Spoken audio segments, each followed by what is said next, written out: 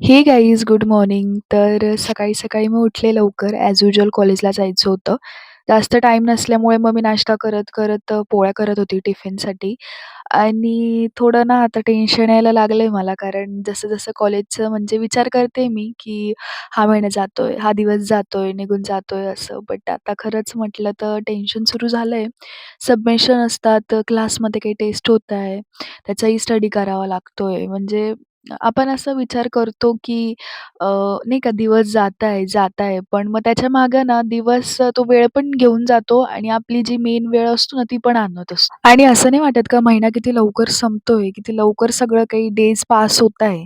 आता बघा ना, ऑगस्ट लागला कुठे होता, तर आज 21, 20, 19 तारीख आलेली आहे ऑगस्टची.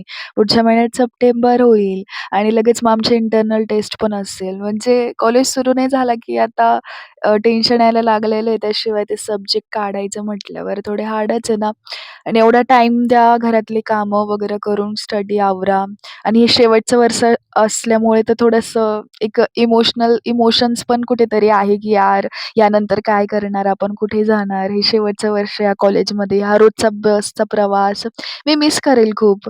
बट आता काय करायचं? करावं तर लागणारच आहे मूव्ह ऑन त्या गोष्टीवरनं. तर मग मी आले घरी वगैरे पसारा पडला होता भांड्यांचा तो आवरला सगळं काही. मग नंतर मी केंद्रात गेले थोडंसं मन शांत करण्यासाठी. मी जातच असते आणि त्यानंतर उद्या ना पोस्टर मेकिंग कॉम्पिटिशन नाही रॅली आहे, मॉस्किटो डे आहे वर्ल्ड. तर मग मी त्यामध्ये भाग घेतलेला. मी सगळ्याच कॉम्पिटिशनमध्ये भाग घेत असते कारण मला ती खूप आवड आहे ॲक्टिव्ह राहायची. तर मग मी घेतलेलं आणि रात्री 1, 12, 12:30 पर्यंत मी हे करत बसलेली. आता पोस्टर तुम्हाला उद्या बघायला भेटेल मी कसा रेडी केला फायनली.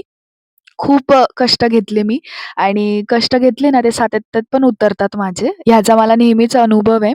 तर बघूयात उद्या दाखवते मी. Thank for watching. भेटूयात उद्याच्या व्लॉगला. तोपर्यंत खुश राहा. सबस्क्राईब करायला विसरू नका. Bye bye.